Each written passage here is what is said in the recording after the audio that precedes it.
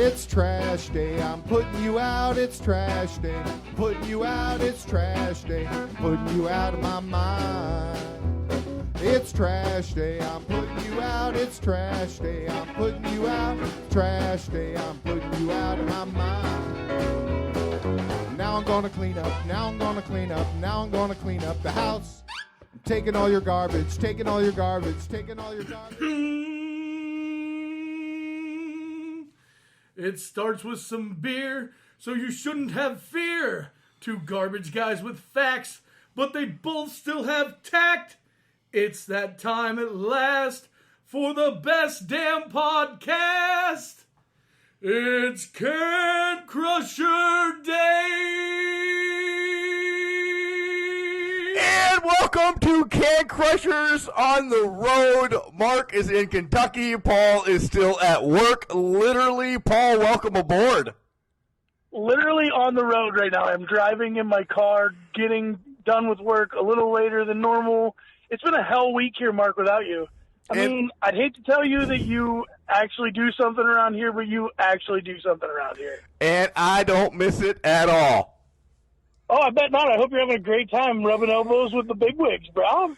Yeah, getting to go to OVW Davis Arena tonight. Excited about that. A lot will be happening on the old Facebooks here in the next couple of days. But we have a little bit of a storm, so it's a hotel day for us today, so which isn't bad. Well, I mean, it'll probably be a good little family time. I've seen you guys have been going to, like, Nashville and Louisville and all sorts of stuff. You took a big picture of a bat. Seen you getting fresh with Carrie Underwood. Yeah, Carrie and I, we have a date next week, actually. So, yeah, we're going out on it. Nice. Hope Kelly at least met Luke Bryan. Well, she did. She got to rub elbows with Luke Bryan, too, at the same place that we saw Carrie. You're lucky she didn't rub more than elbows. They didn't have much to say to us, though. They kind of just shunned us and sent us along the way, but I don't know. They're celebrities. They're stuck up. They're not supposed to talk to us. Right. So, hey, there was some big shit this weekend. Did you watch AEW? Oh, my God, what a show. Right? Like, I don't know if I'm just excited because it's something other than WWE or if it was really that good of a show. And really, it was that good of a show. It was, I watched it in bits and pieces, and I'm not going to lie. My favorite match. Mark, I literally cried during part of AEW because it just hit me right in the feels. The Dustin and Cody match. If it didn't hit you in the feels, you were not. You're not a man. You obviously don't have siblings. I guess you can't say you're not a man, but you obviously don't have siblings because that is like one of the best parts of the whole show. Yeah, and it was probably the best wrestling match, and I say wrestling match, Paul, in forever because it wasn't entertainment. It was a freaking wrestling match. There wasn't much backstory involved in any of this. It was wrestling. Yeah. And that told the story. Wrestling told the story in the whole AEW show. Another thing I want to ask you about is what do you think was the biggest surprise of the night? And I'm going to bring them all to you. Do you think it was Moxley, Amoxicillin, or Moxapan, whatever you called him, was there? Do you think it was Awesome Kong? Or do you think it was who held the heavyweight championship? Honestly, the biggest, and I didn't really know much about it going in, because I don't read like you do. I think my biggest surprise was JR as an announcer, and how fresh he was. Because he didn't get all excited about stuff. He was excited, but he wasn't. He told the story too. Like, it was great announcing the whole time. Yeah. That would be my big surprise. Wow. I was thinking that you were going to say the old Bret Hart, but yeah, that JR is good. I mean, he's classic. He's awesome. Him and the King together and I don't want to take away the Professor's shtick because that's what he talks about, but you miss somebody actually talking about wrestling. Yeah, and like actual wrestling. Like, he knows the business very well, and it was nice to see him back in the saddle, I guess you could say. Calling the slobber knockers. Yeah, back in the saddle. For sure that we all need to get together and actually watch the next one, because watch it in clips was great. Don't get me wrong. I loved it. I watched it at baseball games. I watched it at the hotel. I watched it at a bar. I watched it everywhere. But damn, I want to watch one with my boys, and the next one is on pace to be, I don't know if it can be even better than Double or Nothing, but it's got to be damn well par with it, huh? So far, it's been pretty steadily getting better. Yeah. Do you think Double or Nothing was better than All In? But yes. I agree with you, and it was. I think that it was just, I mean, it's fantastic. It's nice to be a wrestling fan again. It is. There's some freshness in the air, and yeah. All right. So, what was your? I know your match of the night was definitely Cody and Dustin, but what else do you want to talk about? You told me off air, and it pisses me off, so I'm going to throw you under the table. Why did you not watch the Britt Baker match? Where were you not to see the doctor? So here's the thing. Like, I wasn't even going to watch it until I could sit down and actually watch it. And then I was sitting on my front porch, drinking a beer, scrolling through Facebook, and this live feed shows up, and it's the whole match. And it was the whole night, and I didn't get a chance to watch the Britt Baker part of it. I started right about the tag team match.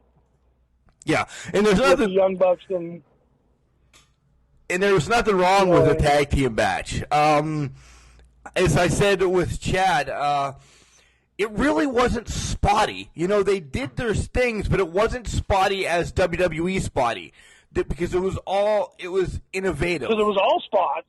It was all spots. It was, you know what I mean? Like, it was a nonstop action kind of match.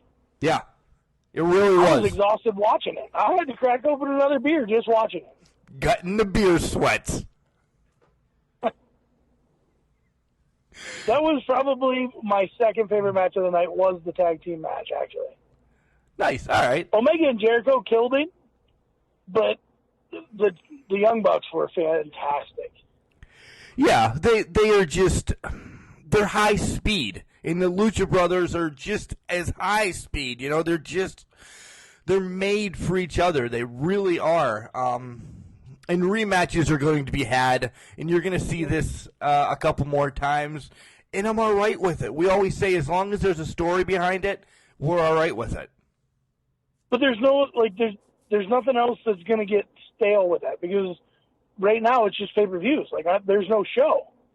So, like, I don't get to see them wrestle each other every week. Right, yeah. You're not going to see them run in and do this and run in and do that like we do on the other networks and everything. But you're right, because it's only pay-per-views. And there's going to be two more until October. Right. And I know that you're not going to get to talk to me with Raw and SmackDown because we're both busy and it's crazy hectic. But right now with Dolph Ziggler, that whole shtick is fantastic, I think. And I know that you're not going to like that because he's kind of a crybaby, but it's different. It's not the same, I don't think. To me, it's not. I'm all right with the Dolph Ziggler thing. I'm all right with the crybaby thing. He just doesn't need to repeat himself. And over and over again. Yeah, and I'll get into that during the Raw and SmackDown segment of why it's all being done. But so you'll have to listen, Paul. But I always listen. And I hope you get into the Brock party and shut that shit off. Right. I actually missed that coming home a little bit late, the Brock party, so thank God. I'll touch on it, but you didn't miss anything. It was garbage. All of it's garbage. Speaking of garbage, now I lost my train of thought. Okay. I'm sorry. That's all right. I'm sorry, I was thinking about something. All right. And I just lost it. All right, well, Paul will be back here at the end of the show. We will catch up with him. He's going to go lift or do something because he's got a lot going on, right? Yeah, I will see you at the end of the show. So, OVW 1032. Wow, guys, I'm actually in Kentucky recording an OVW report. pretty surreal. Pretty surreal. As don't forget, this Saturday, June 1st, it will be the Combine. You've seen it all over Facebook, from Chad Miller to Al Snow to me to Paul. Everybody is posting about it. It's going to be huge. It's Wednesday. I will be at Davis Arena tonight. Maybe get some little bit of Facebook live there. But Saturday, it will be all about OVW on Facebook. So let's run through OVW 1032 real quick, as I'm going to see 1033 tonight. Nigel Winters takes on Adam Revolver, and Nigel's just quick, but Adam's got the experience. One mistake, and Adam gets Nigel in the sleeper, and boom, Adam Revolver wins. Smooth comes out with the rule book, and this rule book looked like it was War and Peace, or I don't know. It was the largest rule book I've seen, yet it was a small rule book. You think for people that can't read, maybe like Dean Hill, or not throwing them under the bus or anything, but it would be in bigger print. But this was a thick but small type of rule book. Nonetheless, Smooth comes out and is just saying, hey, look, titles can change hands. Chapter 12 says it can change hands via DQ. Well, guess what? Chapter 13 is the one about gauntlets. I have the rule book right here in front of me, and that's actually where it is. Chapter 12 is one-on-one matches, and Chapter 13 is gauntlet matches. So, hey, you have to make sure you know what you're talking about, Smooth. DL3 and Thunder Kitty are getting set for their date, and this goes on throughout the whole show, so we'll just wrap it up here real quick. DL3 is excited, looking for her. He's a big tipper, guys, so if you see DL3 out, make sure you take care of him well, because he might give you a wooden nickel or so. I really don't know what's up with DL3. Once Thunder Kitty does get there, they have a few drinks, a little small talk happens, and then Thunder Kitty pretty much just wants to bail, get away from DL3. She's got to go feed the cow, milk the chickens, anything that she could think of. Yeah, I said it wrong, but I did it on purpose. Anything that she can do to get out of there, she does. Finally, she does scoot over to another table after DL3 leaves and sits down with Shiloh Jones, and Shiloh wants to know if Kitty's on the menu. Unbelievable what Shiloh will do, even to his friends. We'll have to have a word with him. The TV Gauntlet, a surprise in the TV Gauntlet, and it is pretty amazing within itself. Ashton Cove starts off against Big Zoe, and Big Zoe is just a beast. He just bowls him over. He actually had to fight two people because Lutz was always in the match as well, so Zoe gets the win. Drew Hernandez comes out next, and Drew's dastardly. He's getting the ref in the way. Zoe does go to the top rope and gets powerbombed off the top rope because the ref was pushed once again, so Drew gets the win. Next out to take on Drew is Chase Destiny.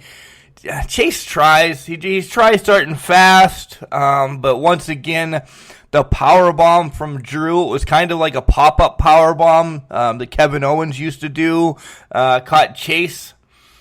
So he was done. Out comes Boy Wonder, Sam Thompson, and Sam is all over. He's excited to be back in the ring again. As we all know, he's bouncing off all over the ropes, and then boom, heads to the top rope, and then just gets thrown down. As Sam's jumping off the top rope, just gets thrown down powerbomb style, and Drew gets the win.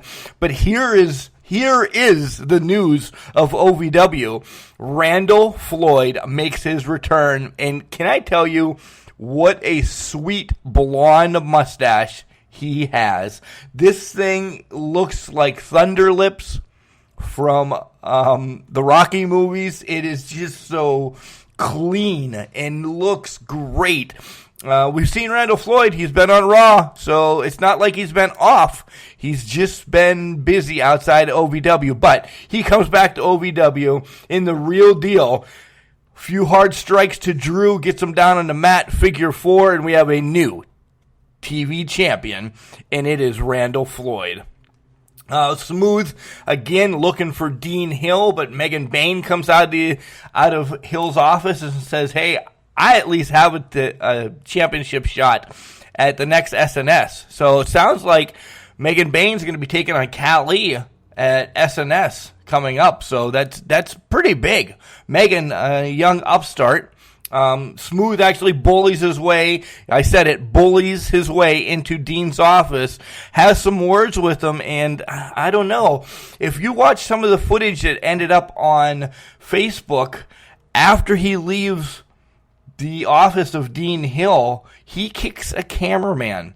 Last time anybody was touched that was not a worker, talent, wrestler, somebody got suspended for 2 weeks. So I'm just saying, Justin Smooth should be out tonight, the SNS, and next week. So that would be okay with me. Megan Bain does have a match, though, and she's going to take on Jessie Bell. Jessie Bell, you've seen her at Women of Wrestling, WOW. So Bain, it's a tough competition heading into SNS. And Bain does use her strength, and she is quick. So she uses both of those to get through Jessie Bell. Then we have the announcement that Impact is going to be at the Combine. I kind of hinted that earlier, that since they're working together, they would probably end up being that way, but it's an official announcement that the Impact Professional Wrestling group will be there, so hopefully we get one or two of them on Can Crushers as well. And then we have the main event. The main event of the evening was Cash Flow against Dustin Jackson. And whoever wins this match is the number one contender and will take on Michael Hayes. Folks, nobody wins this match. Justin Smooth comes out and bullies everybody around. But before that, it was a great match. It really was. Both of them back and forth. This is one of the ones where you're just on the edge of your seat thinking, wow, young upstart Dustin Jackson. He was part of the Bro Gods. He's multiple-time tag team champion, TV champion. He could be it of the future. He's just something. But then you have Cash Flow that he just cuts you with his hands, because his hands are like Andre the Giant's, which congratulations to Andre the Giant, legit badass tournament winner. We didn't get to talk about that, but Cash Flow just hands of a giant and slices right through you. But as I said, Smooth comes out and just gets in the way. Then Michael Hayes comes out, and it is now set up at SNS. It'll be Justin Smooth against Michael Hayes for the OVW Heavyweight Championship in a no disqualifications. But that masked superstar comes out again and hits Smooth with a Changemaker cutter. So who could be involved? We don't know. Guys, coming up is going to be our OVW report. This is the OVW report. You can tell I'm a little bit excited about going to see OVW. But coming right up after our favorite sponsor, the Collar and Elbow, it will be our AEW report, and we'll welcome back to the show, Chad Piranha. So sit back and relax, and then we'll be back to touch on Raw and SmackDown. Wrestling. A love and a passion we all share. I've started a wrestling brand. The wrestling brand. A brand founded on the aspects of wrestling. Two entities working together to create a product that connect emotionally for people everywhere. Collar and Elbow is the brand. Passion and love for wrestling is the drive. I am Al Snow, and this is Collar and Elbow, the wrestling brand.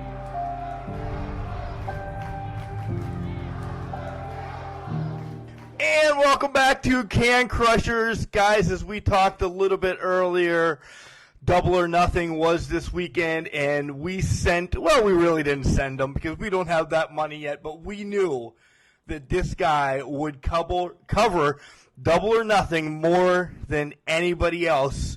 Welcome back to the show, Chad Piranha. Chad, how come you didn't come down to Kentucky like you said you were going to meet me here? Well, you didn't give me your address quick enough. I just think you didn't want me there, and you only gave me 10 minutes to drive there. Well, what can I say? You do have a shuttle or a Hummer or, something really fast. I mean, we've been in contact for a while, and you knew, I don't know, since like April that I was coming down here this week, and then you're meeting at my house to talk about Double or Nothing tonight. How's my dog doing? Pretty good. I'll just say it, okay? I hit the ripe old age of 47 yesterday, and evidently lost my mind and memory and everything else overnight. So that's my excuse for going to your house. Good. All right, let's get into Double or Nothing. Overall, what I saw, the bits and pieces, everything, put together, I loved it, but I'll let you do your shtick. All right. We'll just kind of a little glance over the card a little bit and then hit the main matches. The program started out with a battle royal. Really liked the setup that they had. They had them come in groups of 5 every 5 minutes, and they called them, hearts and spades and clubs and diamonds. It just kind of gave it a different feel than your normal battle royal or Royal Rumble or something like that. Big stars. They had one wild card or joker, as you we'll get into that, but there was 4 suits and then a joker one, which blew the roof off the place, huh? Yes. Oh, undoubtedly. I mean, the fans were into the card the entire night. From the battle royal, which was actually on the pre-show, through, every match on the card, the fans were engaged in it. There was no, this is boring or chanting other wrestlers' names or stuff like that. But it was an excellent battle royal. They had guys, familiar names, Jimmy Havoc, Joey Janela, Sean Spears, Brian Pillman Jr. They had a couple of older guys, and Billy Gunn and Glacier. Jungle Boy, which wanted to give a shout out. He is like a smaller version of our IWC Andrew Palace on drugs. I mean, the dude is everywhere. He just an excellent little wrestler. And Jungle Boy just happens to be the late, great Luke Perry's son. Right, you brought up Joey Janela. Joey Janela has actually been in IWC as well. Those are the clips that during the Battle Royal I want to talk about that he took a hell of a beating. Like, if there's any spot that needed to be done, Joey Janela did it. Oh, most undoubtedly. He seemed to be kind of the workhorse one to kind of put everybody over and make them look good. And I wanted to bring up the one spot that I think was one of the nastiest, but one of the most well-done spots the entire night was when he got eliminated by this guy called Luchasaurus, who is freaking huge, whoever the dude is. He got choke slammed over the top rope and through a table at ringside. And when I'm talking choke slammed over the top rope, it wasn't like he daintily pushed him over the top rope and he fell through the table. No, he launched him over the top rope in a choke slam and through the table. It looked like Janela broke his neck. That's how it came off. I was just going to say, he folded up like a taco shell. When he hit that table, he instantly just folded right around. He did look like he was dead. He really did. And they didn't show much of it right after that, and it kind of, you were wondering if he really did get hurt, and the camera angles kind of took it, I want to say, off of that area, and it's like, holy crap, he really did get hurt. But thankfully he put out on Twitter the next day, other than being sore and having a stiff shoulder and neck, that he did not sustain any great injury. Yeah, and then to top it all off, we'll jump into the wild card. The wild card person comes out, and Chad, Who's the wild card? Hangman Adam Page.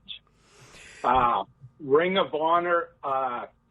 He's just one of these solid wrestlers. He's not huge. He's not, a tiny guy, but he is just so incredible in the ring when he's let. I mean, he can throw a scientific match at you, or if you want to freaking brawl, he'll do a brawl. He's just one of these up and comers, and I knew him from years ago when I seen the Ring of Honor 10th anniversary show.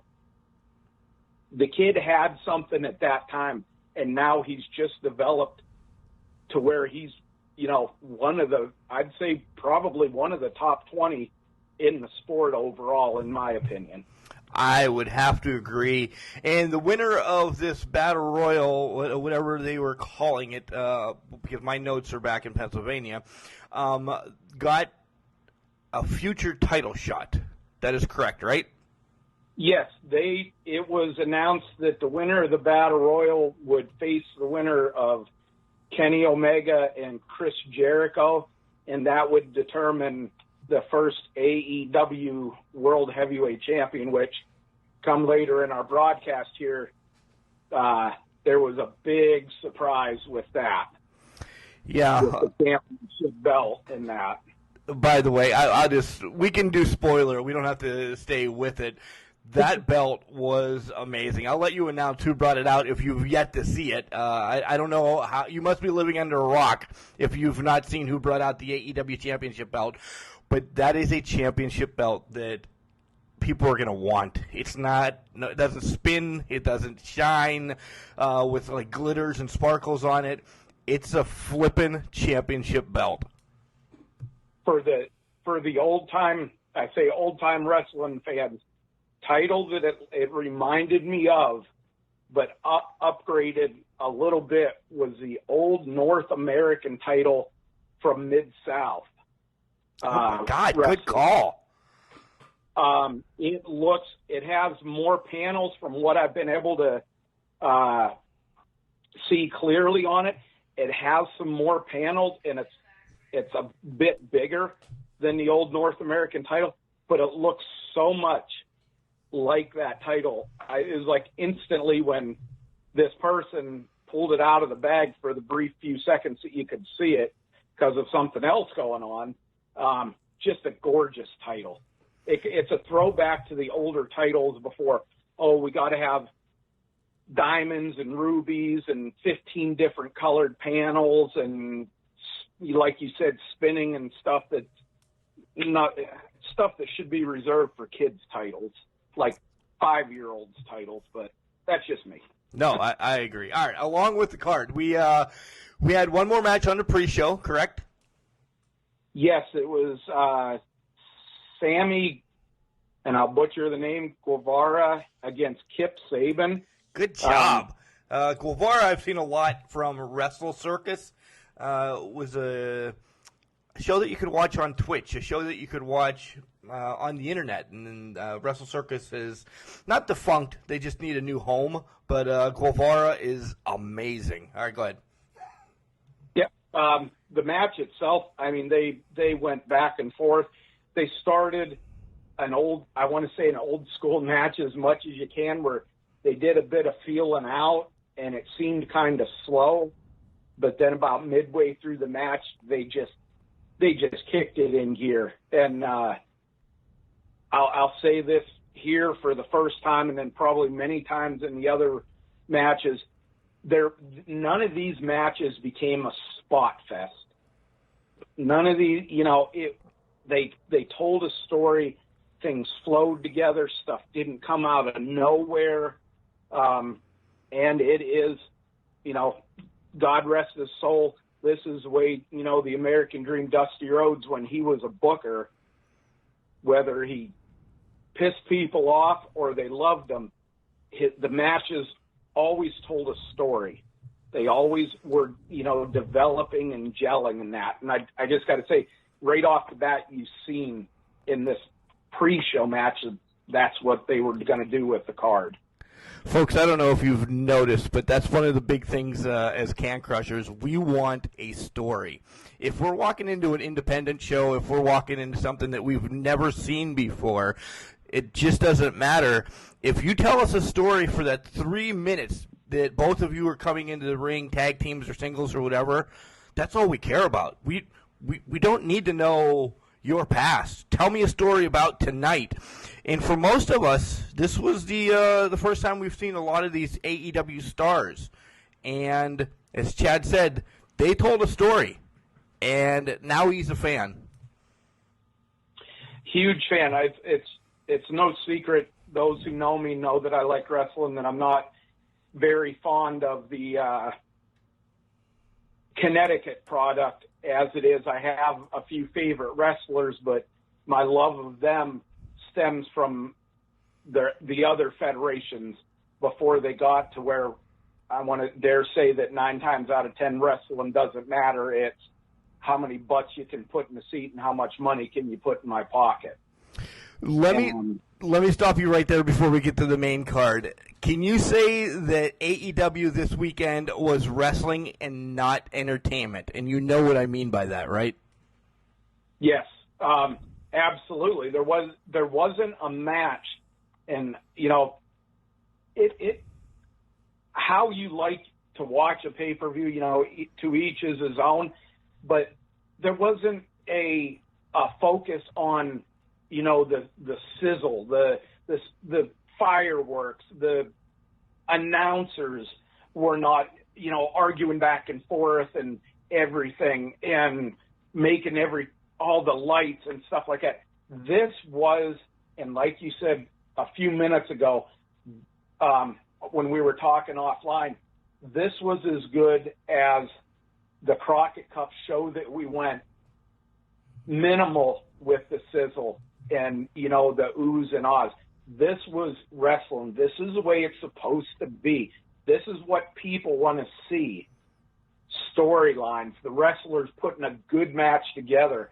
Okay, granted, this is their first pay-per-view, and there's not a ton of history in, a couple of the matches and stuff like that, but you're not always going to have it. But for the most part, 4 matches on the card.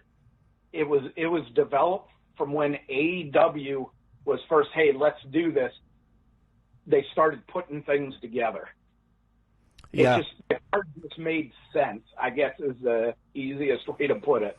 Yeah, they did. They set up a lot of matches at their press conference and via social media and everything. So there was some storylines going into it.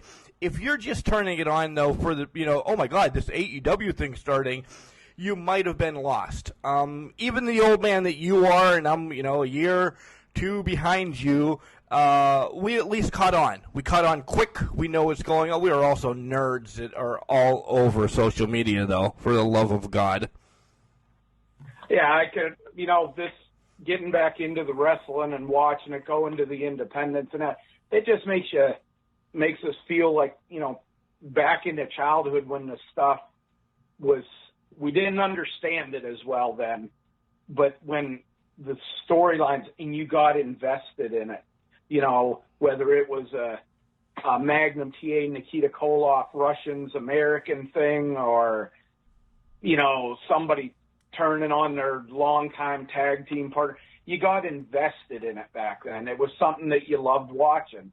My mom and dad, God rest their souls, they watched wrestling up until the day that they died, and both of them absolutely loved it, and they were in their late 70s and 80s when they passed away. That's true. His mother, we can get into mom stories another time, but all right, let's move along with the card. What do we got first? Okay, we kind of hinted at something, so I think we'll hit that first. It happened a little bit later in the card, but we'll talk about it now. The unveiling of the AEW Championship, absolutely gorgeous belt. I can't say enough about. Loved it. But you're wondering, who are they going to have unveil it? Are they going to bring in Tony Khan, the investor? And the guy gets up there and announces Bret the Hitman Hart, and the place just went nuts. There wasn't a person that was sitting when they panned through the crowd when he come out. And there was plenty of people that they caught on camera, and you could tell that they were mouthing the words, holy, F. you know what, holy S at him coming out. And, Bret looks good for his age, for his health, and he just looked happy to be in this environment. And as a side note, it's kind of funny, on Can Crusher's page, there was a poll, do you think there's going to be retaliation against so-and-so and so-and-so for AEW?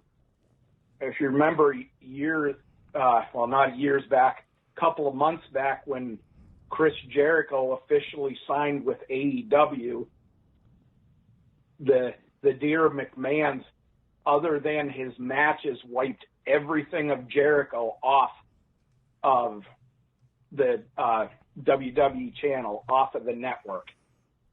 Yeah, he's not on websites or anything anymore either. But let me say this: it is duly noted that spot was supposed to go to the Nature Boy Ric Flair. With his injuries and his surgery and everything, he decided to pull himself. So, okay, who do you go to? Let me ask you this, Chad. Do you think, there was a couple other surprises. One the internet had a buzz about and was correct for months now.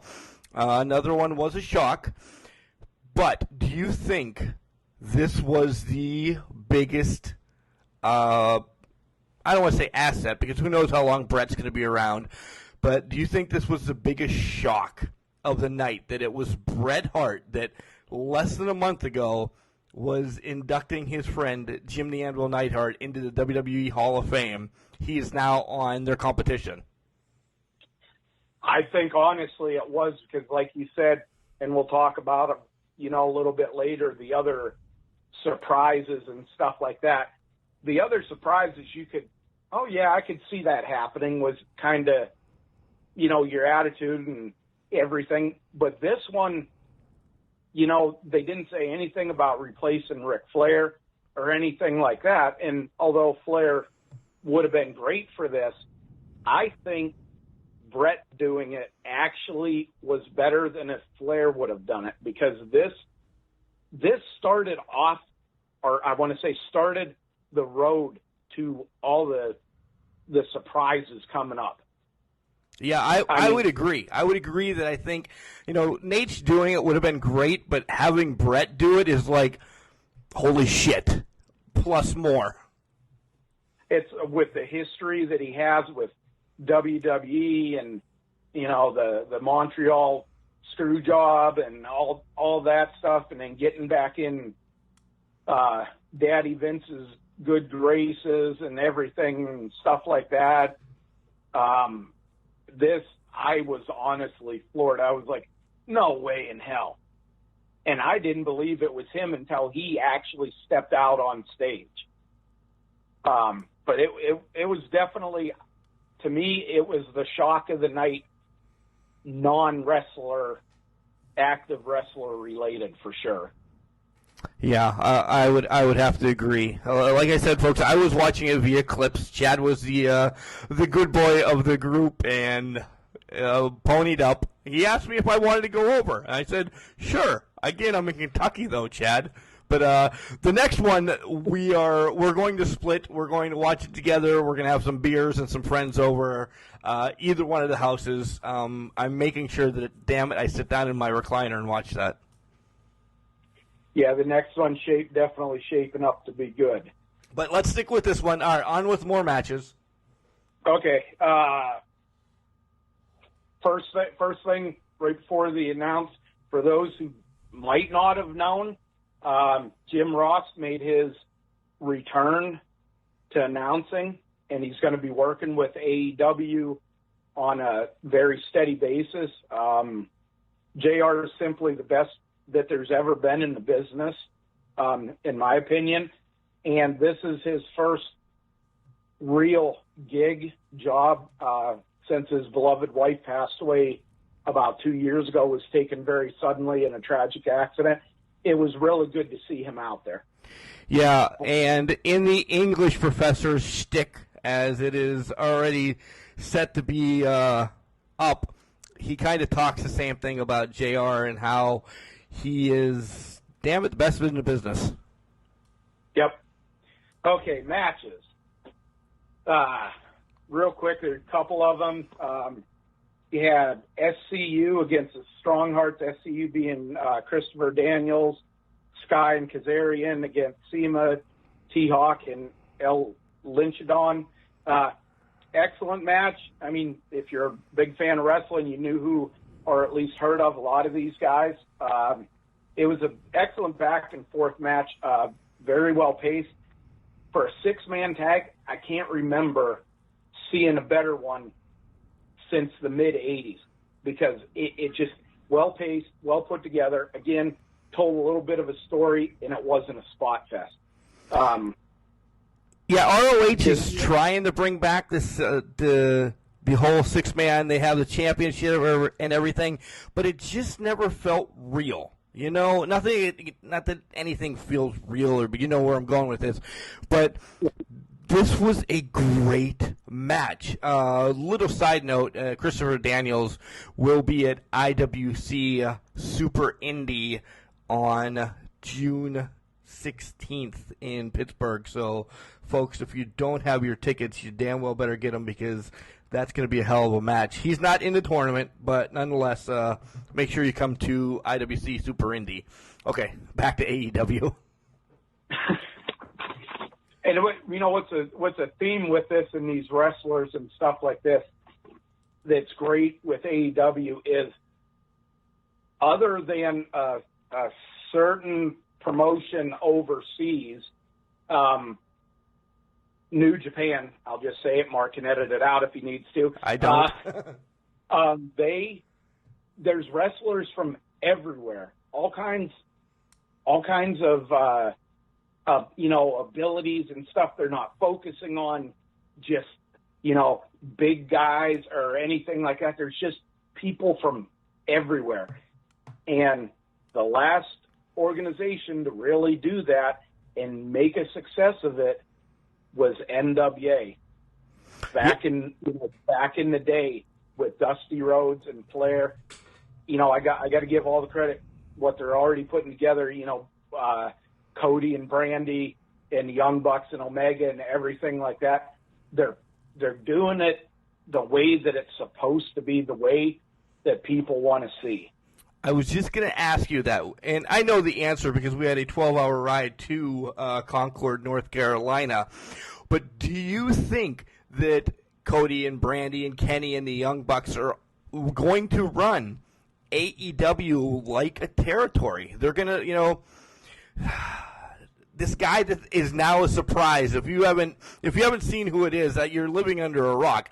But they're going to let this guy go over to New Japan before their next show. And do you think they're just going to let them go and on their own, and then when they need them, they bring them back in and say, "Okay, Kenny, it's your turn to fight this guy again.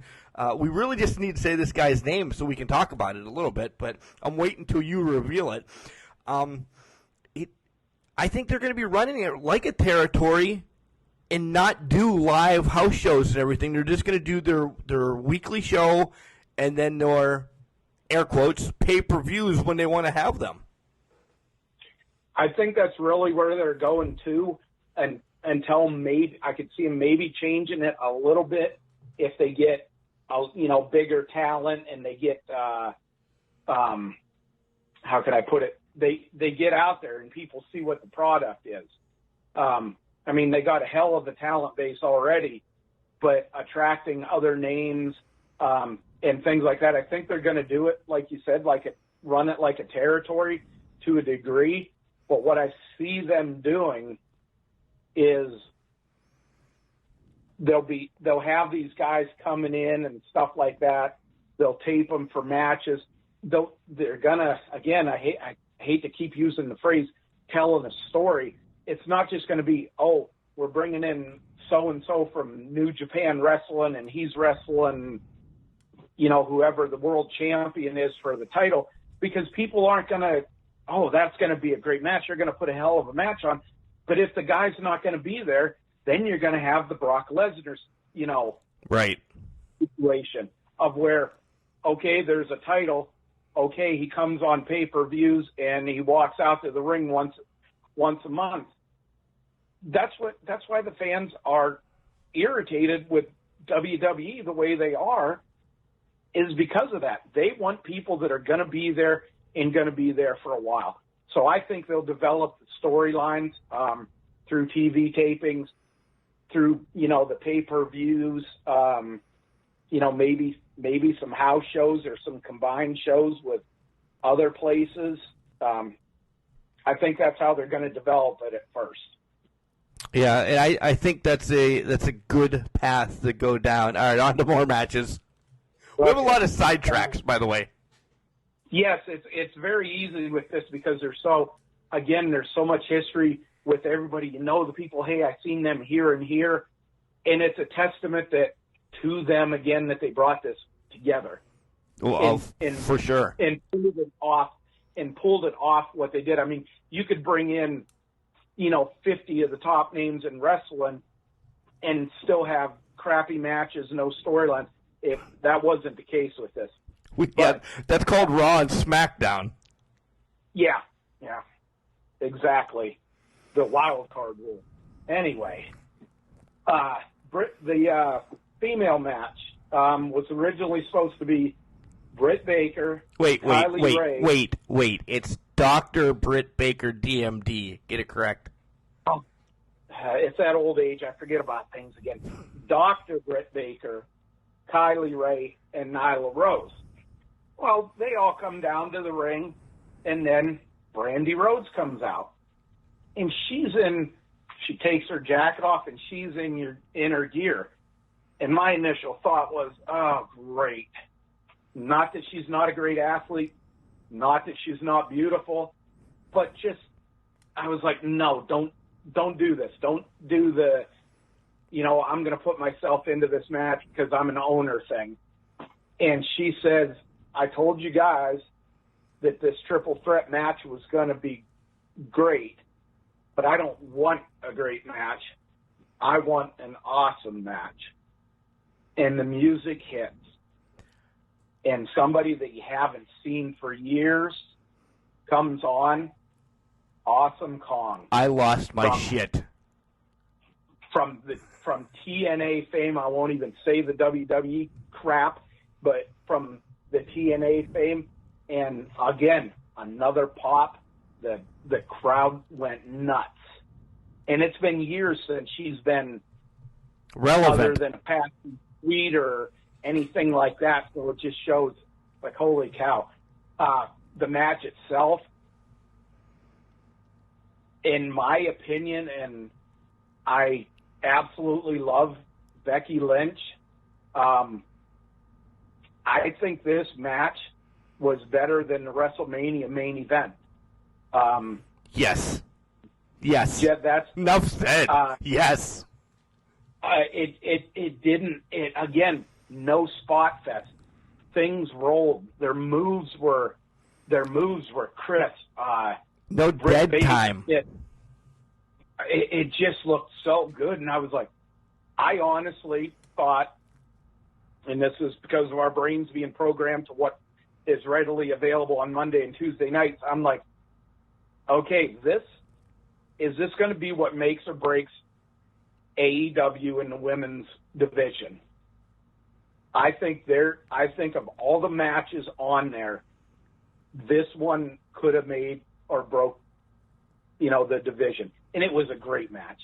Just from beginning to end, you weren't quite sure who was going to win because everybody got in offense and it just gelled together, and then Dr. Baker won it. Yeah, you never saw anybody just laying around, just looking for, they sold their punishment. They sold every move during this.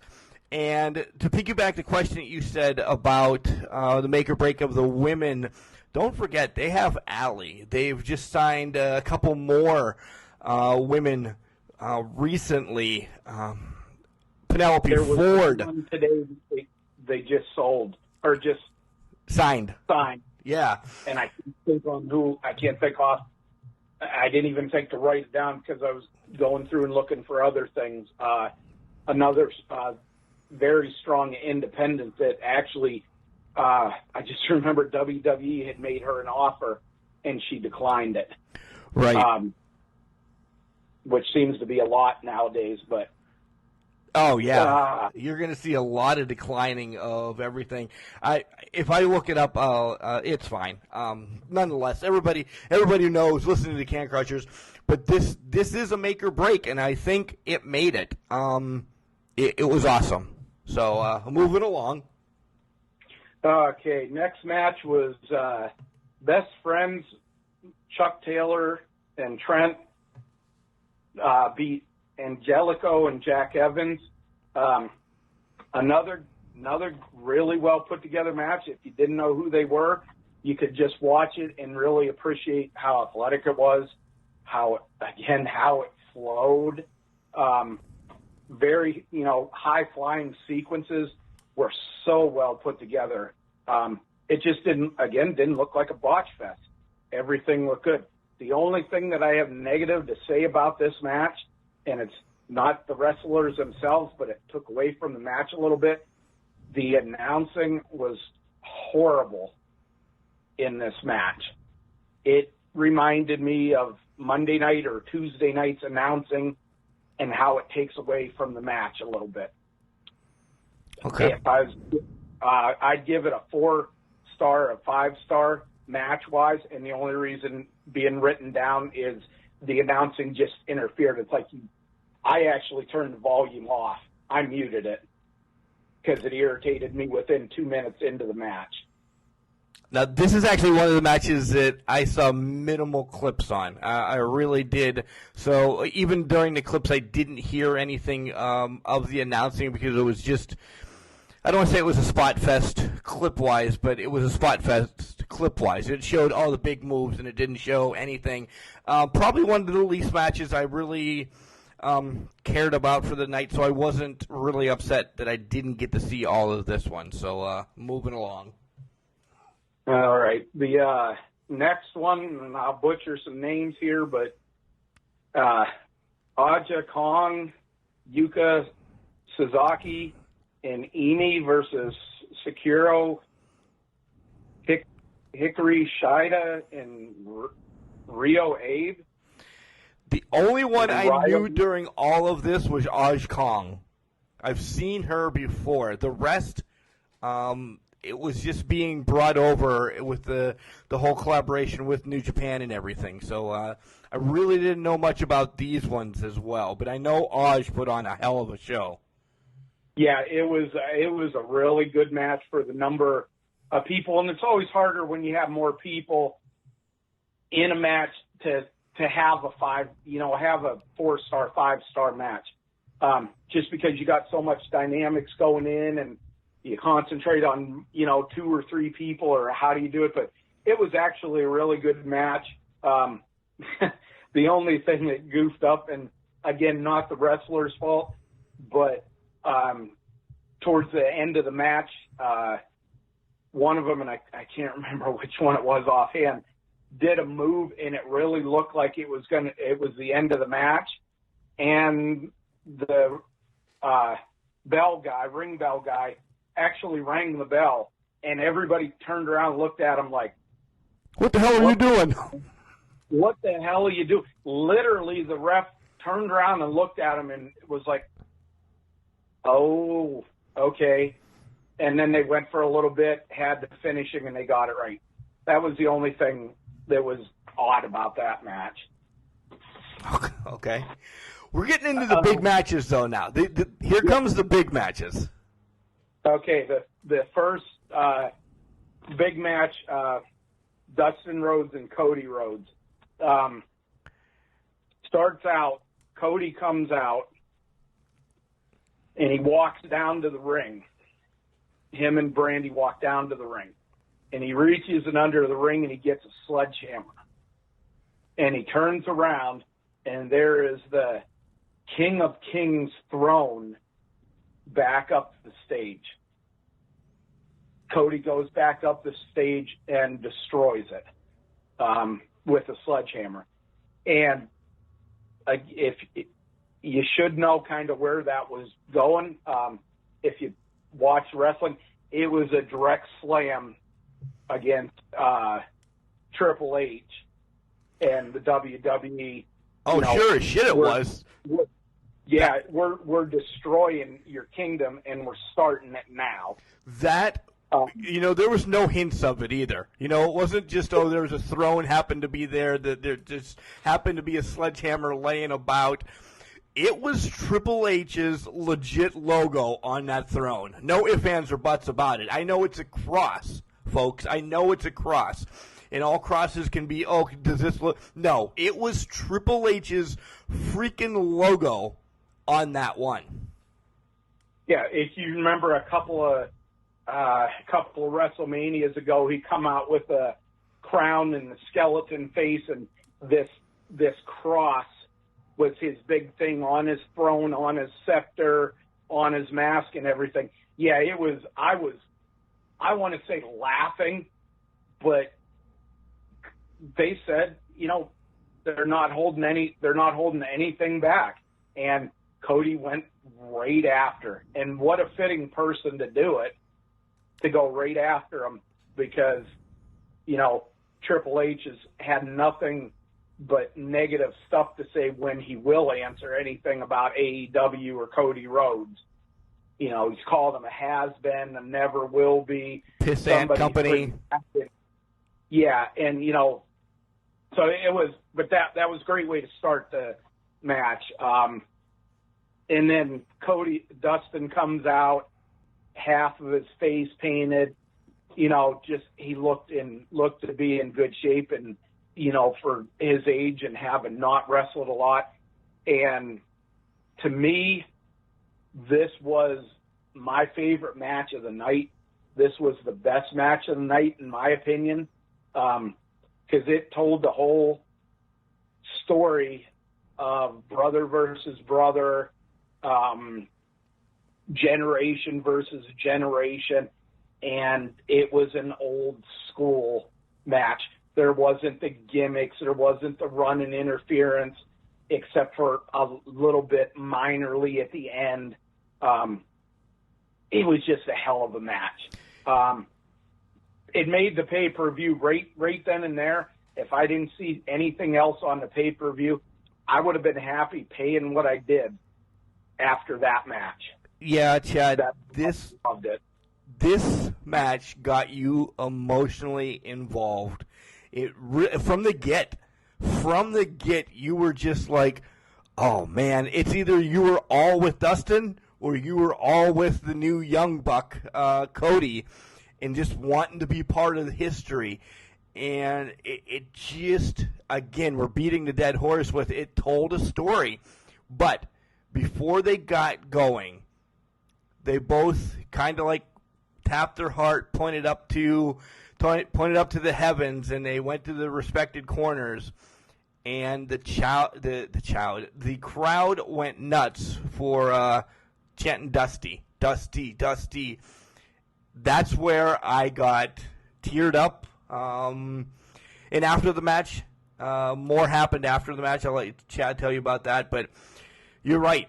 If I didn't see anything else, this would make me come back to AEW over and over and over again. Side note is, I think Dustin bladed a little too much as he lost a lot of blood. Yeah, he took a good kick and cut himself over his left eye a little bit too deep. Like his old man. He bled. We thought that Nick Aldis at the Crockett Cup bled a lot. No, Dustin, you could see it pouring out of the wound. dropping all over the match, and they didn't call the match. This was another thing. He kept going and going. I mean, there had to have been, I think, at least a good 15, maybe 20 minutes almost after he bladed before the match ended. All up. I thought they'd at least, and they were poking fun at it a little bit as well, so this is, I think, they didn't want to. I thought at least he would somehow roll to the outside, end up under the ring, that he'd get toweled off a little bit, but I don't know if that would have helped. That ring took so much blood that it literally looked like somebody was shot in the ring. Yeah, it definitely did. Looks like somebody was plugged with a shotgun a couple of times, and it was all over. Cody ended up winning the match. Like I said, they didn't pull any punches or anything like that after he was cut. It was a brutal match, and it's like, holy crap, these two are, really brothers, and they're beating the hell out of each other. And then you just think this is the way, the Dream would have wanted it. If he was booking the match, this is the exact way he would have booked the match. For sure. And Cody gets the win after a ton of crossroads and a ton of everything. But what does he do after the match? So Cody gets Dustin's kind of slumping in the corner. And the thing was with the match was it's going to be Dustin's last ride, one more ride. So Cody gets a microphone, and he looks at Dustin standing about 10 feet away from him, and he says, "You don't get to retire here. I'm not giving you that." And he said, when AEW was being formed, I signed my name to a contract at a future event, and he said the town. And he said, "You know who I'm facing? It's a tag team match against the Young Bucks." And the crowd pops because they kind of were thinking, okay, maybe what's he doing here? Is he going to ask him to be his partner? And Cody looks and he says, "I don't need a partner. I don't need a friend." And his voice cracks, and I'm getting choked up saying this. Yeah, right. He said, "I need my big brother." That's awesome. They hugged, and I'll tell you, that was I had tears coming out of my eyes, and this comes, those who remember back, those that are nerds, years ago in the last years of WCW, Dustin had gotten a partner, Arn Anderson, to go against Colonel Parker's Terry Funk and Bunkhouse Buck. Well, Arn turned on him.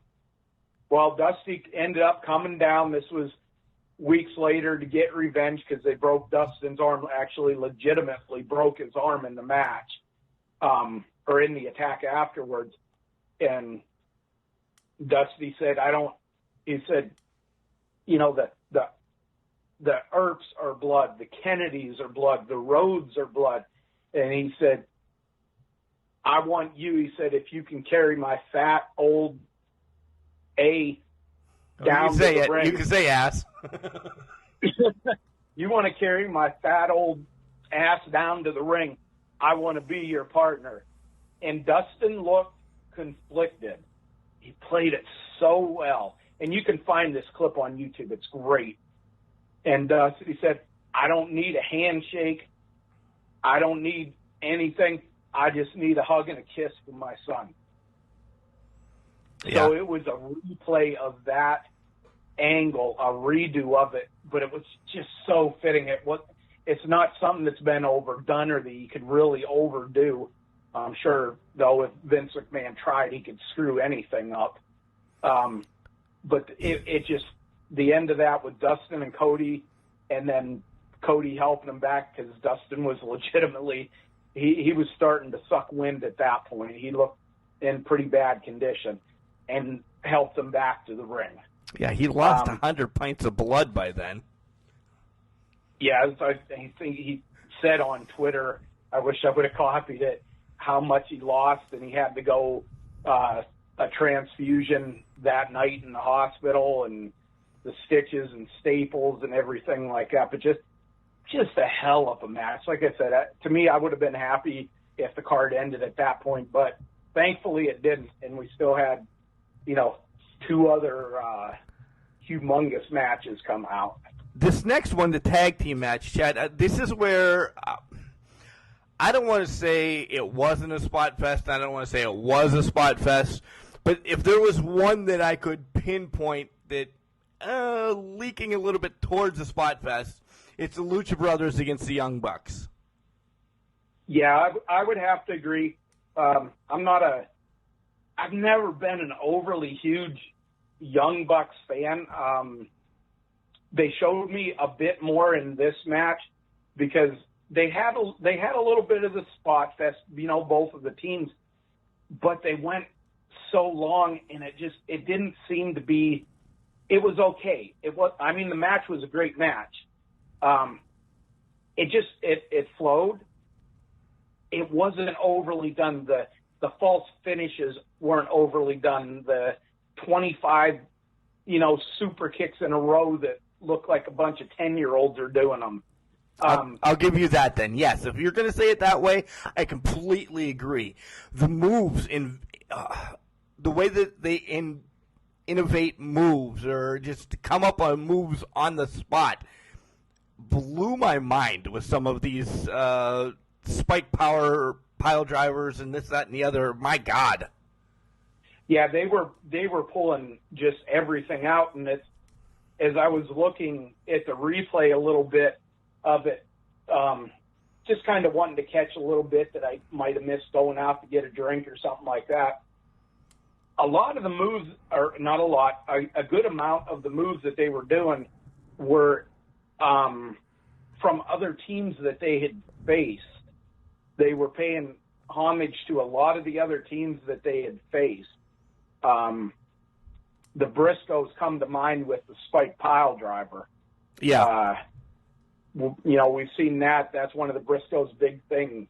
The tandem moves outside of their own. They were kicking it back and, saying thank you to the teams that got them to that point. And you'd have to be a wrestling nerd to really have caught that, but if you've seen a lot of the moves and stuff like that and think about a lot that they did, that was pretty cool. That was a good shout back. Or they're saying we can't wait till you come to AEW because I don't know how many people caught this. When Cody was coming into the arena, he always drinks coffee. He always has coffee with him. He's a coffee connoisseur. His coffee cup did not say Cody. It did not say Nightmare. It did not say Rhodes. It didn't say any of that. His coffee cup said FTR. And if anybody knows what FTR is, it goes hand in hand with the Revival. And he made sure that got on TV. And I will go on the record now. It's probably not a long shot. Excuse me, to a lot of the people following the wrestling and that.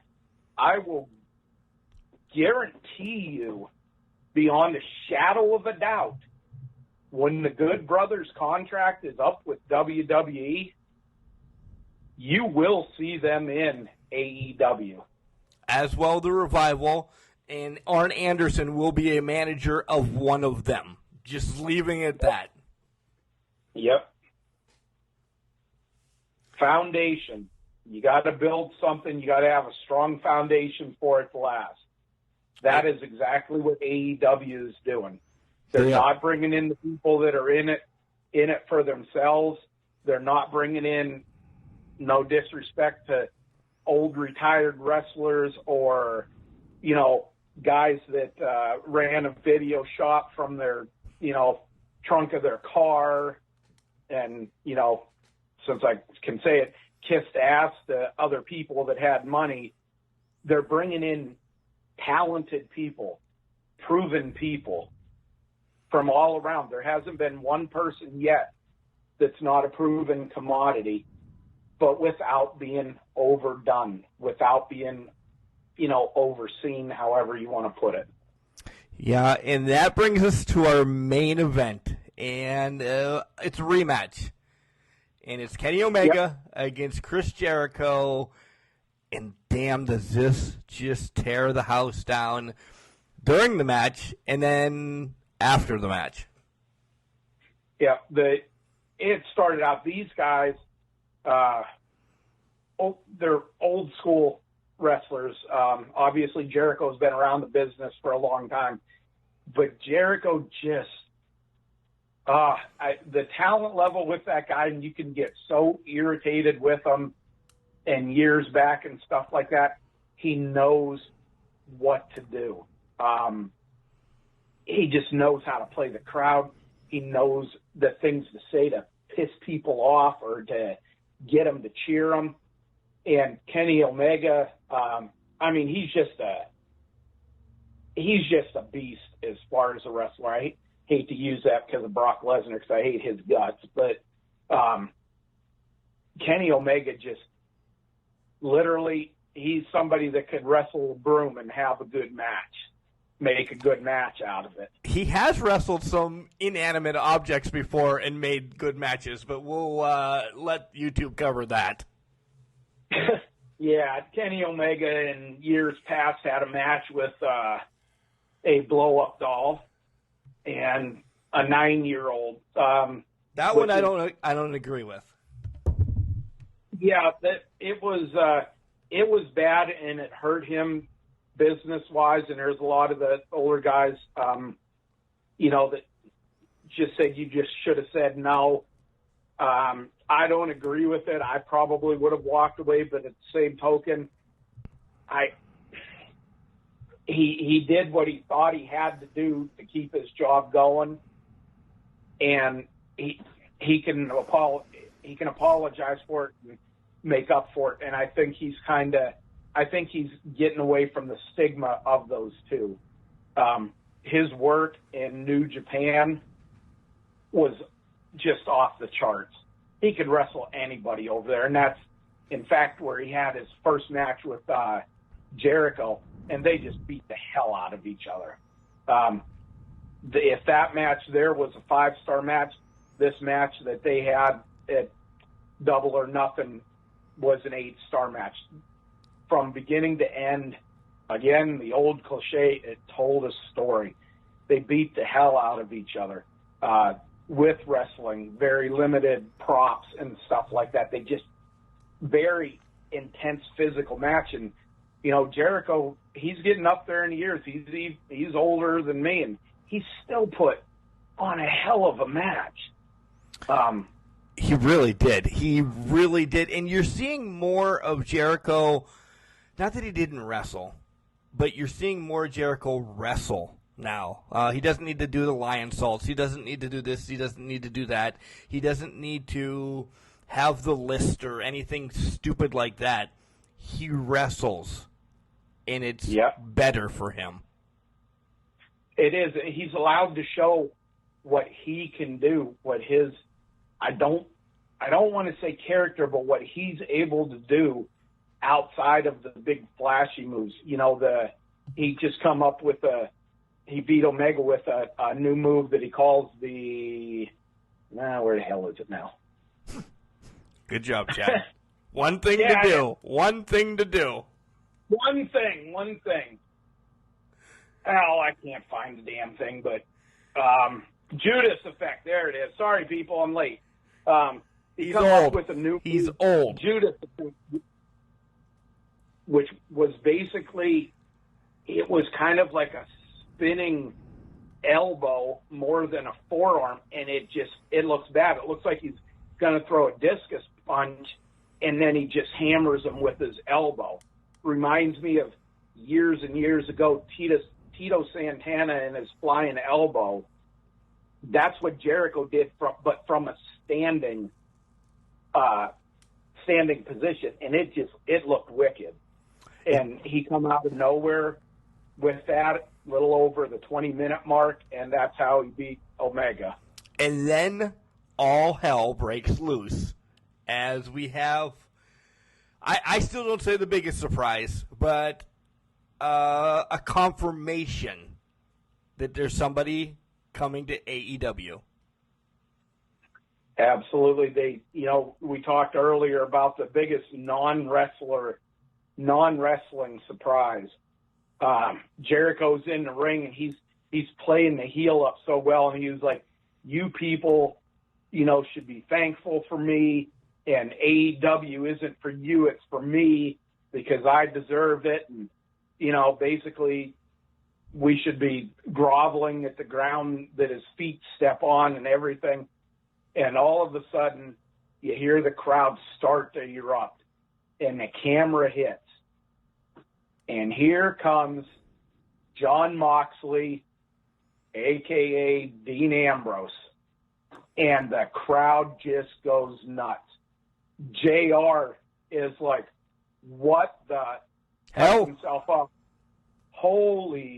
Cuts himself off. He was like, what the hell is he doing here? And Moxley comes down through the fans up into the ring, and he's standing there, and Jericho turns around, and the look on Jericho's face was, and he actually said it, "What the hell are you doing here? You don't work here." Now, obviously, that's the way they had it written, but it goes to show the professionalism of Jericho. You wouldn't have known that he didn't, know that Moxley was coming out. And then, of course, Moxley, plays to the crowd. They're chanting his name. When I'm saying chanting his name, there's not 20 or 30. There's 11,000 people chanting his name. Yeah, He whoops up. Go ahead, Mark. No, I was going to say this was huge. This is where, there was spots all night that the roof came off, and I don't know how they put the roof back on, but this literally just ripped Vegas down. Like, everybody, if you're a nerd and you follow as much as I do and this, that, and the other thing, you had a feeling this is where Ambrose or Moxley or whoever you're going to call him right now, please call him Moxley, that he's going to show up. You kind of had a feeling. But I didn't think at this point in the card. I thought maybe earlier in the Battle Royal or, getting into something with somebody else, but not right off the get with Omega and Jericho. Yeah, you didn't expect it. You honestly thought that it was over at this point. The pay-per-view was about 3 hours and 45 minutes, if I'm remembering my time right.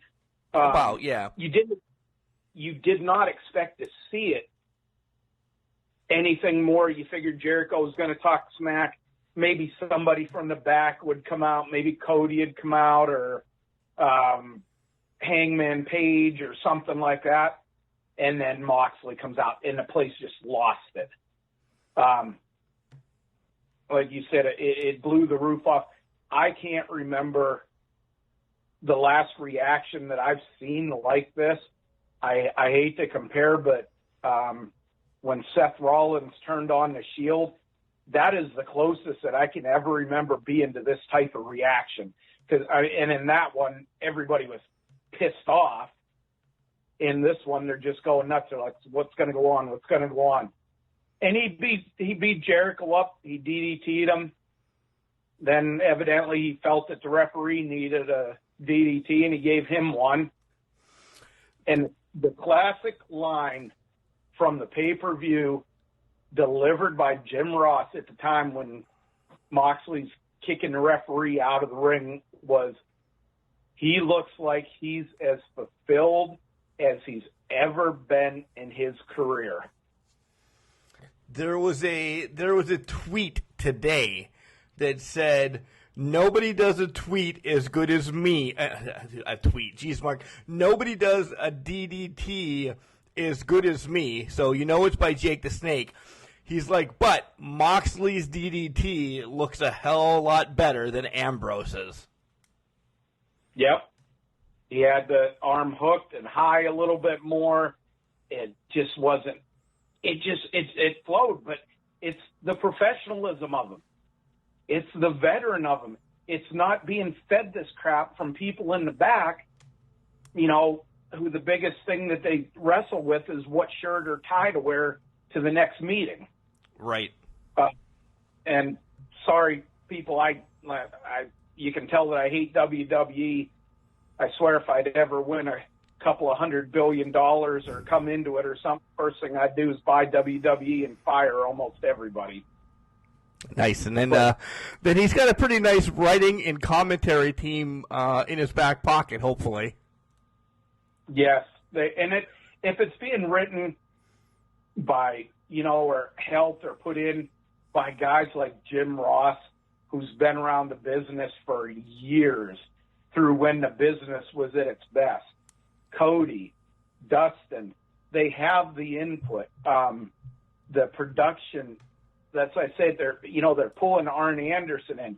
That's why Arn Anderson left the WWE, because he got sick and tired of crap being changed 5 minutes before they went on the show, and then when something happens, he gets blamed for it. Yeah, I don't see that happening. I don't see that happening with them, because they're forming this to be exactly opposite of that. Same thing with Malenko, too. I'll just get on his coattails. And, you know, another wrestler that, you know, has been around the business, knows, you know, was good in the ring, very underutilized in the ring. They're putting the right people in place now. I would personally love to see him.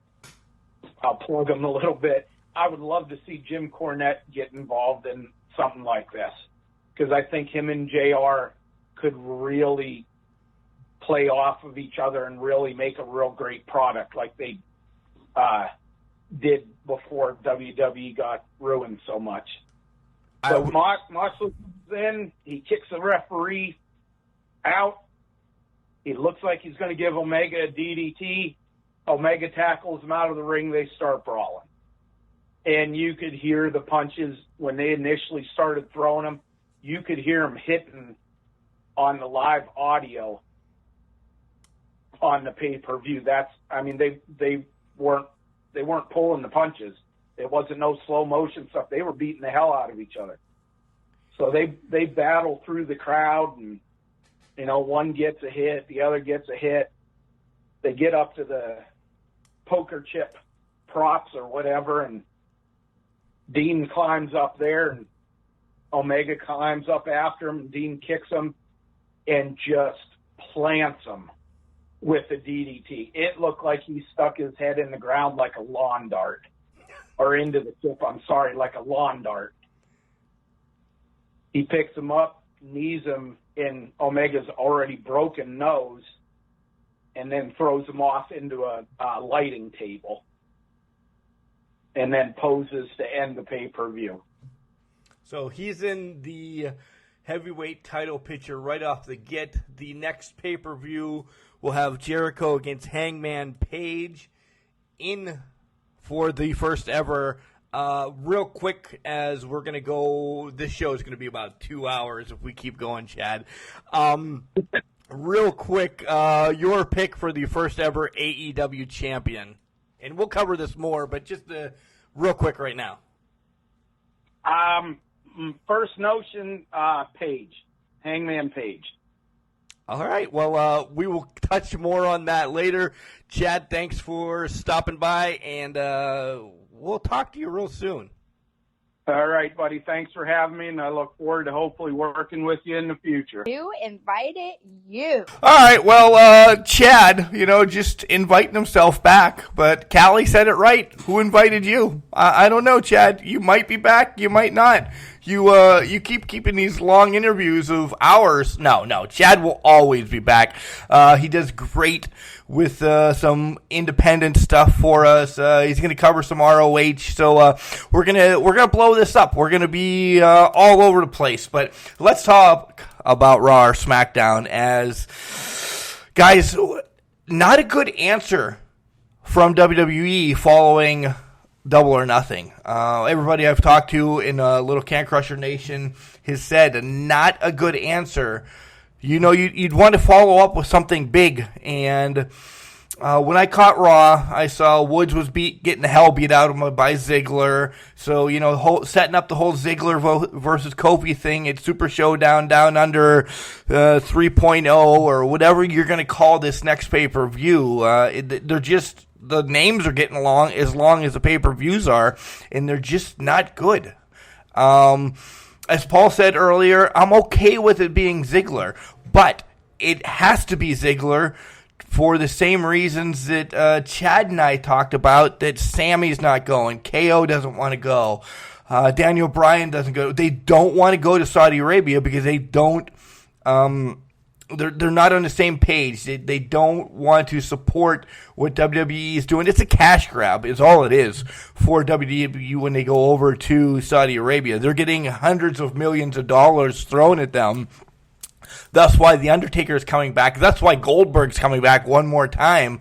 I'd have a match for, 8-9 figures as well over in Saudi Arabia, and that's the only match I'm going to have all this year. But I digress to get back onto Raw and SmackDown, because that is something we can cover next week, because the pay-per-view is next Friday, and we'll be back in Can Crush Your studio, if you want to call it, at least my house. So the Ziggler Kofi Owens thing, Kofi Owens, you know how it is. It's just one of those days.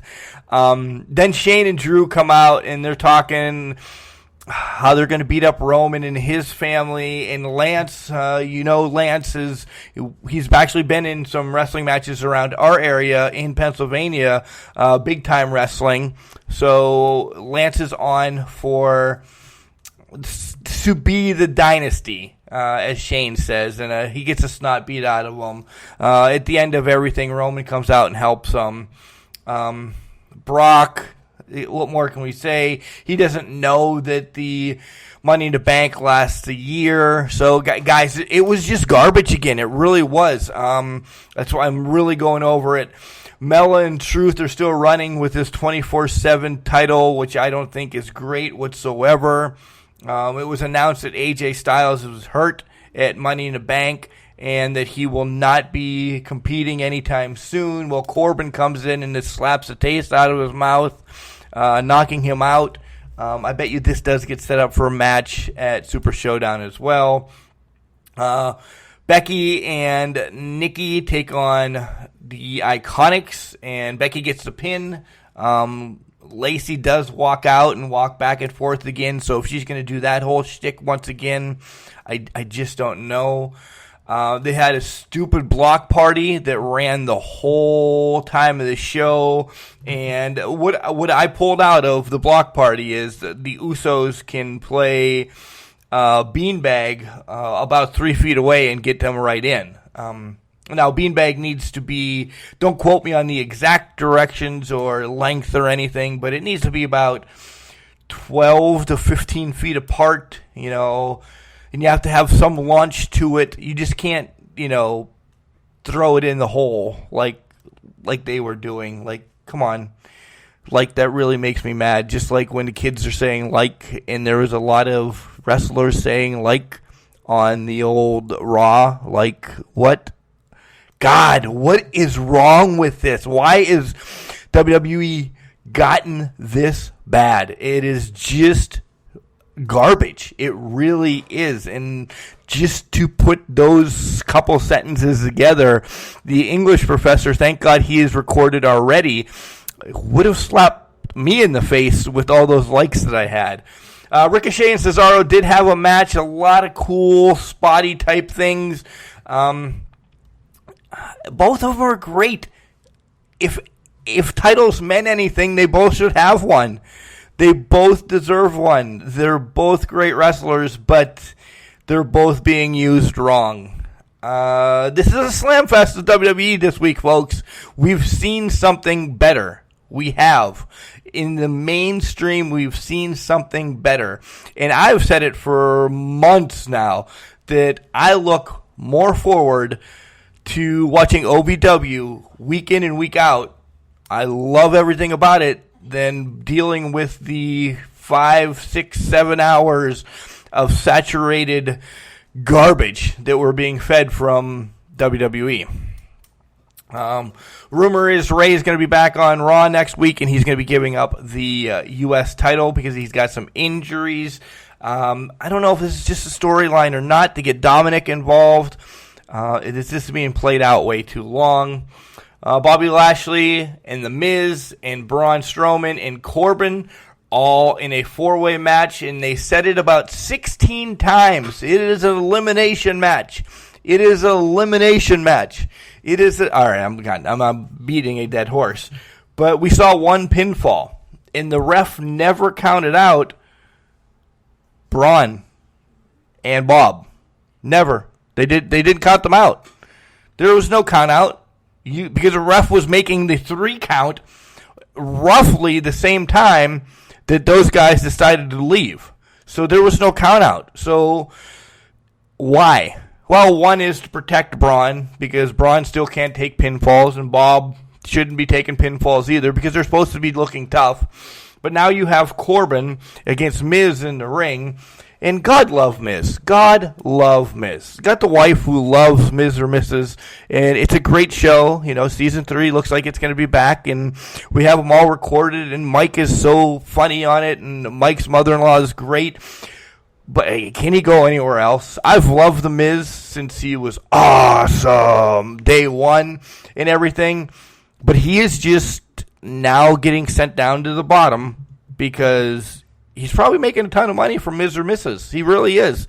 But he doesn't get the respect he needs. He should be a champion. He should be a Universal Champion. He should be in the talks of being a Universal Champion. He's got the pedigree. He's been there long. He can carry a conversation with himself compared to a broom or anything else. He can speak on the mic. All of that. Yet people like that are getting shoved aside for Lars Sullivans and Braun Strowmans and Brock Lesnar's and people that just can't show up or wrestle. Yeah, folks, I said it again. This is a slam fest for WWE this week as we saw AEW just tear down the house on Saturday. Another fun house. This is just helping build his confidence. I want Bray to be back. Put him back in the ring as well. Again, I hate the 24/7 championship, so I usually don't make mention of that. And then we get to the bad part. The really bad part, which I'm going to step back. I will step back and I'll let the English professor talk about the Corey Graves thing because that's his shtick. And then you have the main event of Rollins and Sammy and Raw. Raw is nah. So, via clips and reading it from Bleacher Report, I see that SmackDown was no better. You had a Kevin Owens match against Kofi to start the show off, and Kofi gets the win over Kevin Owens, and now that just eliminates him for a little bit, moving Dolph along for the next pay-per-view Super Showdown Down Under, whatever you're going to call it. Segment with Shane and Elias, R-Truth and Mella. They're just telling us what's going on with the 24/7 thing, and apparently it actually changes hands. Daniel and Rowan come out, how they're wasting everybody's time, and they don't really have any competition, and they're the Planet's tag team champions, yada, yada, yada. They hate Oklahoma because it's a fracking state. Well, the heavy machinery finally comes out, and Paul is going nuts. I felt Paul shake his chair because he likes steaks and whites. He loves Otis, and he's working hand in hand with Otis probably this week. So, nonetheless, Daniel and Rowan say, hey, we're not fighting you here, but you can have a match sometime. Mandy and Mella, and this just ends up, Sonya getting involved once again, and Sonya and Mandy just need to break up because this is where it's going, folks. It really is. Sonya needs her push. The English professor and I have actually said this before. She speaks well, she wrestles well, she can tell a story well, so she will probably be put on the back burner for a while. Shane with Elias and Drew again. They're showing videos. And R-Truth actually comes running in. He loses the 24/7 championship to Elias. And then Shane says, hey, for the next little bit of time until after your tag team match, the 24/7 title will not be on the line. And you're going to have a match. It's going to be Elias and Drew against Roman and R-Truth, whose R-Truth has been beaten down. And then all of a sudden, we have the match. Guys, just being able to do stuff. This title was supposed to be made 24/7. Defend it wherever. Defend it. Da-da-da-da-da-da. And this is Elias's first championship. Poor Elias. He gets put in this shtick of where he doesn't belong. Logan, come back to IWC. Logan, go to AEW. Logan, get out of WWE. When your contract is up, you can do so much better.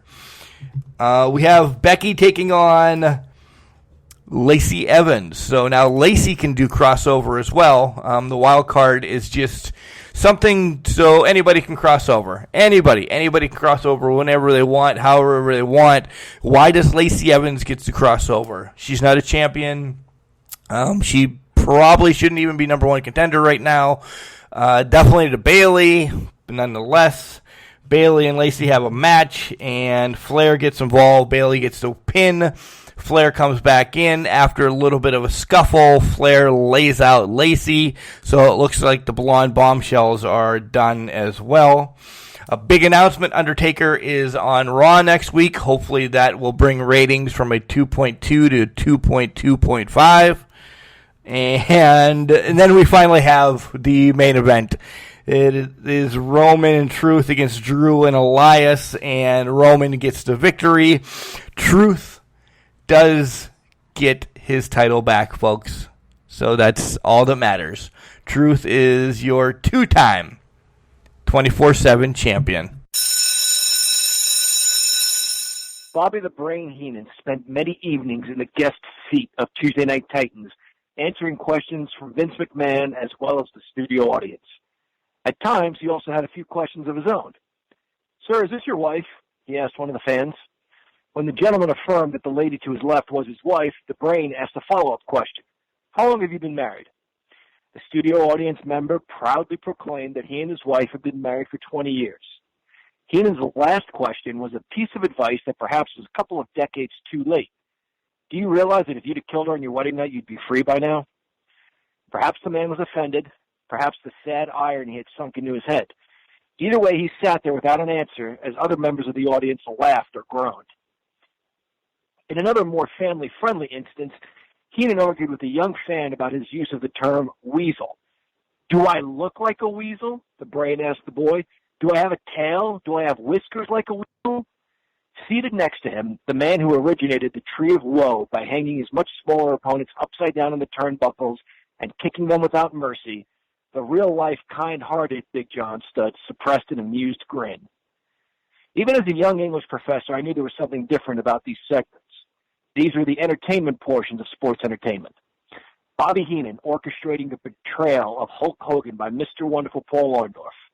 Bobby Heenan planning King Kong Bundy's and Magnificent Morocco's attack on Hulk Hogan. And Bobby Heenan's ploy to have Studd and Bundy drop the splash on Andre the Giant were all real. These late-night television-style interviews with Heenan stumbling over his words as he tried to weasel his way out of paying the last person who successfully slammed Studd or Bundy was for the purpose of levity. Perhaps this Monday's electric chair with Corey Graves was an attempt to reintroduce more improvisation into pro wrestling. But this segment puzzled and annoyed me for a few reasons. Firstly, I seem to remember the WWE trying something very similar not that long ago with fans, who I believe were plants, asking the performers questions. Despite that, Graves' tease for this segment would lead fans to believe this was a fresh, innovative concept. Secondly, I thought the program was an unusual choice for a company whose micromanagement and writing seemed determined to void their product of anything organic.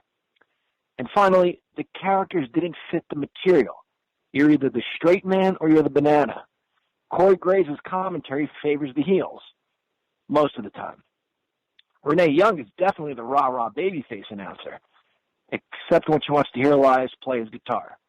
For a company who constantly reminds us that their superstars are actors portraying roles, they haven't done a great job of keeping those roles consistent. While it sounds antiquated, wrestling is still about good guys and bad guys. And this was the problem with this segment.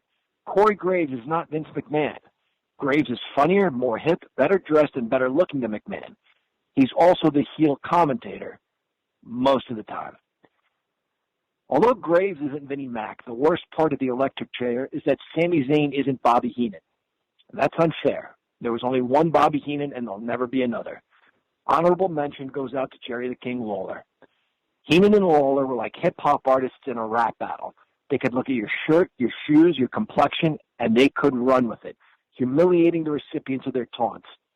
But when it was time to turn the joke around, they could make themselves look foolish and unaware. I don't believe the fans were plants for the electric chair. If they were, then they were brilliant actors who did a masterful job stumbling over their words and looking nervous. The highlight of this part of the show was the young girl who asked Sami Zayn if he missed the ginger snaps.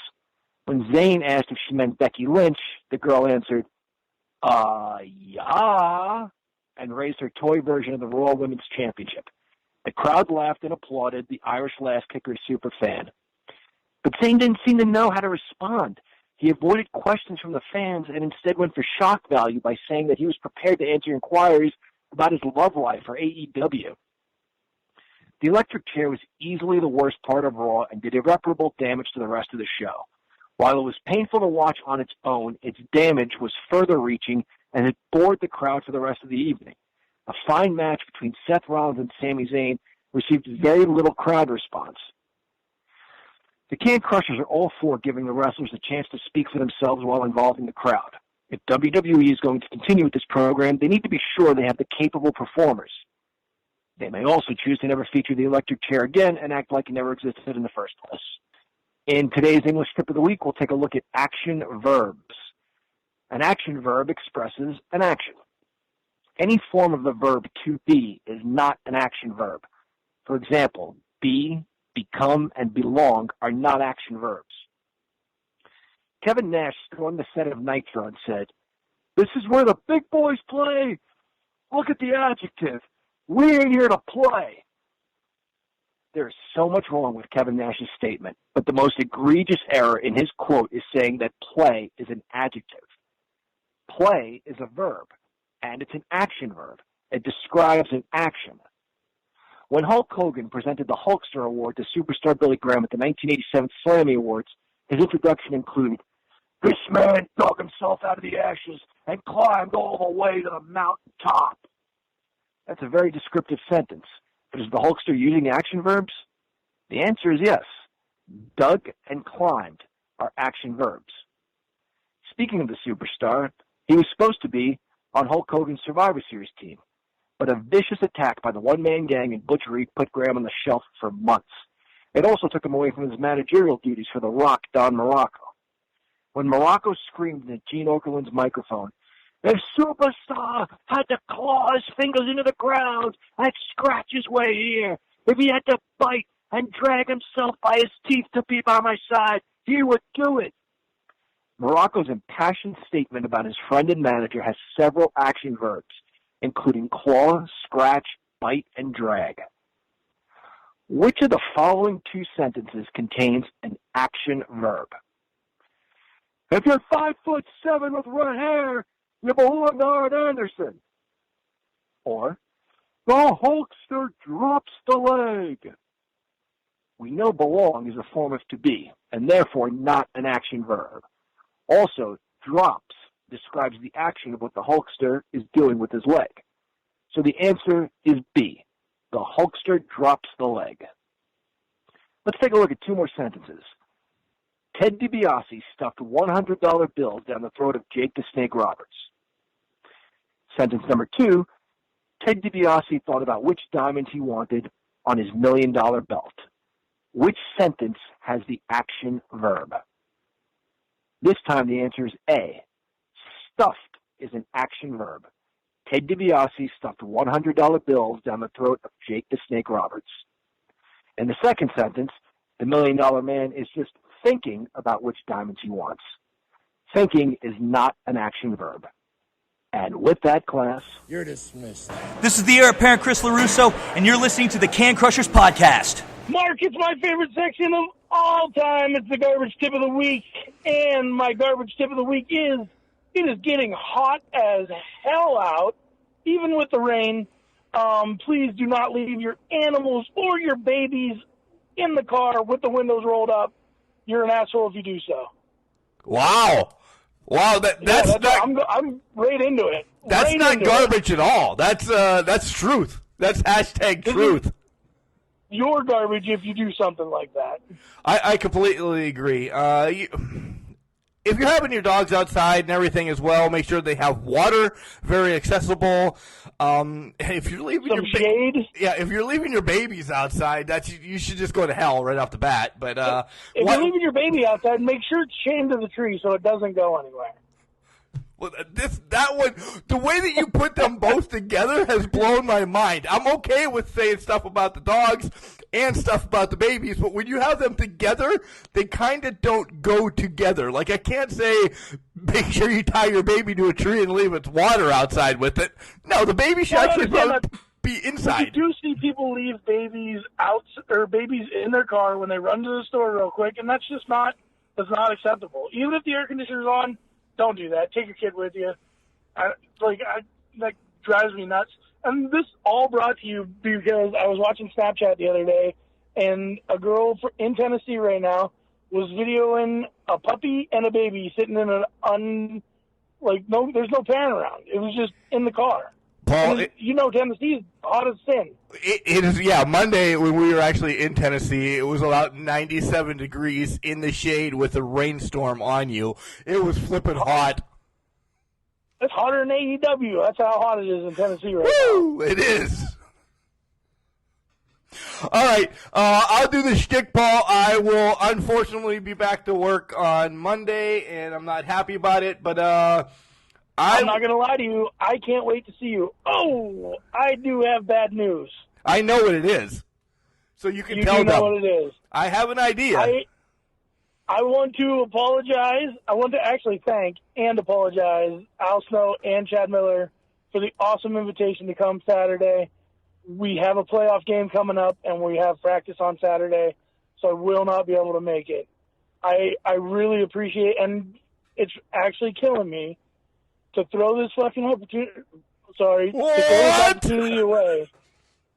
To throw this opportunity away, but it's not about me. It's about my team, and I have to stick with them. Right. I had an idea. It was coming. I was going to do something off air, but I like that you did it on air. So even better. Love you. Hey, Can Crusher Nation, I love you guys, and you support everything that I do, and I feel bad that I can't go, and I want to go, but it's just not in my cards right now. All right. Well, and I messed it up, and I got a frog in my throat, and I said the F word on the podcast. So I guess it was just a rough announcement, but I hope that you know from the bottom of my heart, thank you so much for everything that you've done to get us to where we are, and I'm sorry that I can't make it. You owe beer next week because of that F-bomb, by the way. Deal. Holy cow, there was a dog that almost got hit by a car. All right, well, we're letting Paul go. It's getting out of control. I'll see you Monday. I love you. Have fun. Drive safe. Speaking of driving safe, I think somebody else should be driving safe. He's all over the place. I'm glad he checked in, and it is sad to hear that he will not be able to make it down to the combine. Paul, nonetheless, you're my brother. I want to thank John Padalano, the English professor, and Chad Prana for bringing us some great coverage this week. But of course, I'll get into the shtick. Pro Printing in Office, 814-834-3006. They can print you up anything you need, shirts and wedding invitations and so on and so forth. collar and elbow. You've seen me wear it pretty much all week down here in Louisville. Hats, hoodies, sweats, tees, jackets. You type in OBW and you'll get 10% off when you check out. Where can you find us? Well, you can find us on Facebook and Instagram and Twitter every once in a while. Everything's the same. It's at CanCrusher69. Send us an email, cancrusher69@gmail.com. And, of course, you can get everything you need right from our website, cancrusher69.wixsite.com/cancrushers. I can't do it as well as Paul, so I'm not going to. But you can find us on Alexa, Boxcast, Overcast, Bullhorn, Stitcher, Google Podcasts, Buzzsprout, iTunes, TuneIn Radio, iHeartRadio, Spotify, and the next up-and-coming thing that many people still don't know about, and I want to know why the hell you don't know about it. It is called WrestlePost. It's an app. It's available for Apple and Android. It tells you where wrestling is pretty much anywhere. I actually saw that there was a show in Indiana, which is like 3 minutes away from where we're staying, last night. Didn't get to it because I wanted to do some work on the podcast, but it just shows you wrestling is around you. You can go. So much wrestling. As I said, we will be at the Combine Saturday, but if you are back home in Pittsburgh, Lamont Furnace, make sure you check out Rise as they have a show going on. Our guest next week will be from Rise, Megan Myers. We have contacted her, so she'll be on the show. This Friday's Can Crusher Spotlight will be a combination of talking about the Combine, seeing who we run into the show. Tonight, it's just going to be Can Crusher's special, I guess. Maybe Ethan will be hosting the show. I don't know. I really have no clue what we're going to do with it, but it will be all dedicated to OVW, fans, and the Combine. So on that note, guys, remember, it's been a long show. It had to be a long show. We had to give AEW the props. We're making a little bit of a switch as we're going to cover a lot more. WWE is going to be put on the back burner for a while. OVW will always be in segment number 1. Remember, just because you're trash doesn't mean you can't do great things. It's called a garbage can, not a garbage cannot. See you on Facebook real soon.